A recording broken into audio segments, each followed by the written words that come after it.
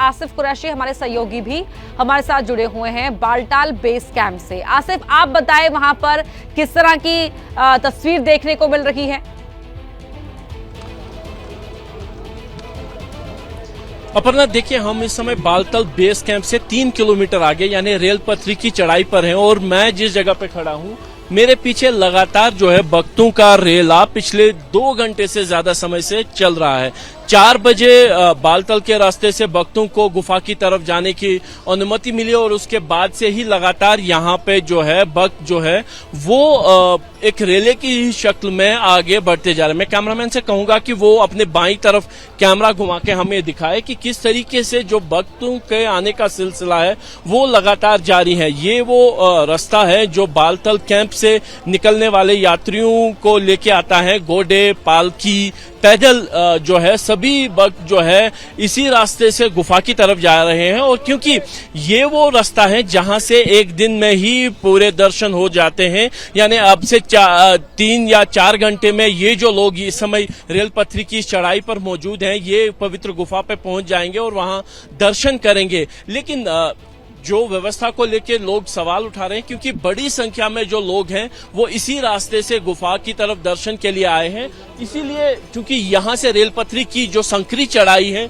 वो शुरू हो जाती है और यहाँ पर यात्रियों का जो चलना है वो धीमा पड़ जाता है। इसीलिए यहाँ पे जो घोड़े हैं, पालकी है या यात्री हैं उनको थोड़ा रुक के जाना पड़ता है, कहीं जाम की स्थिति जो है वो बन जाती है। लेकिन आस्था जो है वो सर्वोपरि है, कुछ भी लोग जो है वो शिकायत नहीं कर रहे हैं। आप देख सकते हैं बैसाखी के सहारे एक भक्त जो है वो पवित्र गुफा की तरफ जा रहा है जहां बाकी जो यात्री है घोड़े पालकी पर गुफा की तरफ जा रहे हैं और लगातार पिछले 2 घंटे से ज्यादा समय से ये सिलसिला जारी है और अभी भी बड़ी संख्या में भक्त जो है वो ड्रॉप गेट पे मौजूद हैं जहां पे RFID उनका चेक किया जाता है, रजिस्ट्रेशन चेक किया जा रहा है, तो वो सिलसिला भी जारी है। यानी कहीं पे जो उत्साह है भक्तों में वो काफी ज्यादा है, यहाँ पे देखने को मिल रहा है। आस्था है और देखिए कष्ट उठाएंगे तभी बाबा के जो दर्शन है वो ज्यादा बेहतर महसूस कर पाएंगे। आसिफ, बने रहिए आप हमारे साथ और यहाँ पर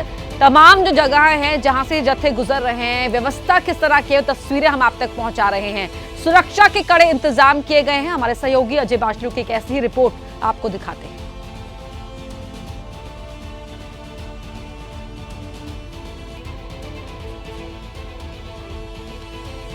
तो सुरक्षा चाक चौबंद है, हर कदम पर चप्पे चप्पे पर सख्त निगरानी की जा रही है। श्रद्धालुओं को कोई भी तकलीफ ना हो इसका भी ख्याल रखा जा रहा है और साथ ही जमीन से लेकर आसमान तक सख्त पहरा इस समय अमरनाथ यात्रा के दौरान हर मोड़ पर देखने को मिल रहा है।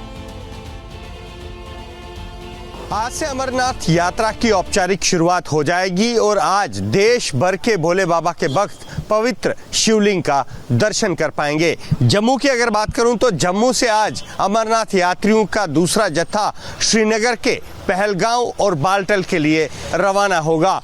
जम्मू से श्रीनगर तक का करीब 300 किलोमीटर का सफर किस तरह से यात्री करते हैं और सुरक्षा के क्या इंतजाम है ये मैं आपको दिखाने की कोशिश कर रहा हूं। मेरे पीछे जो आप ये वाहन देख रहे हैं ये दरअसल CRPF के एस्कॉर्ट वाहन है जिन पर जिम्मेदारी होती है जम्मू से श्रीनगर तक जाने वाले काफिले की सुरक्षा का। इन वाहनों में, इन एस्कॉर्ट वाहनों में CRPF के कमांडोज और जवान आधुनिक हथियारों के साथ तैनात रहते हैं और एस्कॉर्ट जो काफिला होता है अमरनाथ यात्रियों का हर बस या वाहन के बीच में ये जो CRPF के एस्कॉर्ट वाहन आप देख रहे हैं ये लगाए जाते हैं।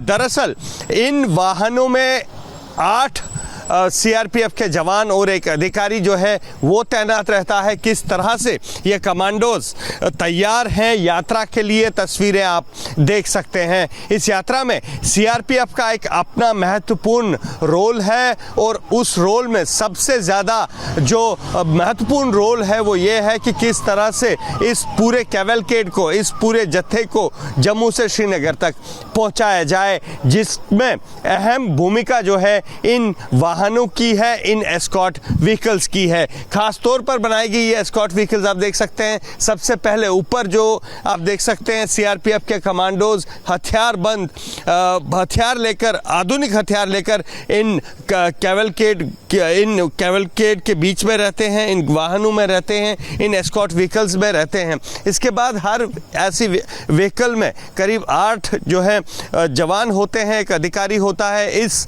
व्हीकल में न केवल जवान और अधिकारी बल्कि उसके साथ साथ कम्युनिकेशन के जो इक्विपमेंट होता है वो होता है, और उसके साथ सभी जवानों के पास हथियार होते हैं।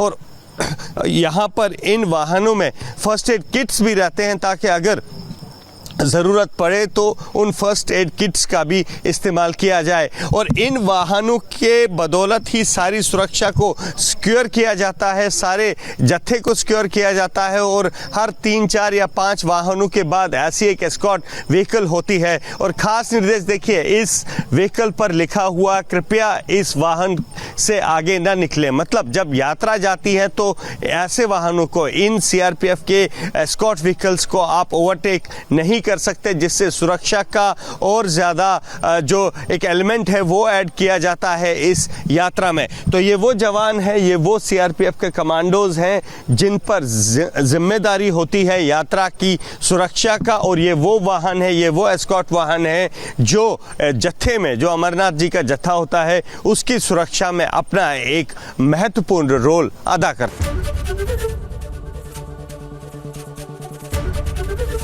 एबीपी गंगा, खबर आपकी, जुबान आपकी।